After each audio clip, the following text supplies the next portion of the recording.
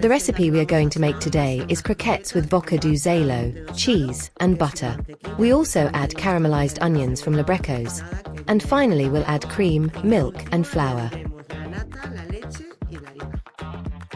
Once we've cut the steak and have it in fillets, we chop it up to put it in the Thermomix to shred it very finely, and we're going to use 2 pots.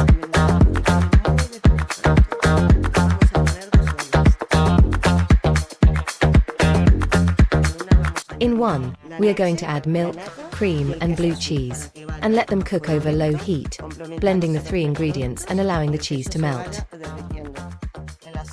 In the other pot, we're going to add the butter and then the shredded meat.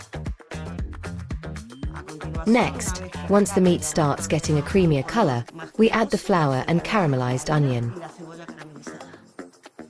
We mix the contents of the 2 pots, stir for about 15 minutes and then let the mixture sit. Let it cool, and then refrigerate it for at least 4 to 5 hours. Once the mixture is cold, form it into balls and coat them in beaten egg and breadcrumbs. When the croquettes are ready, heat the oil until very hot and fry the croquettes. Next, we move on to plating.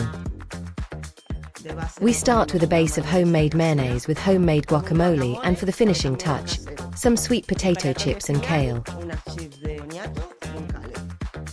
And what you see is the final result of our croquettes recipe.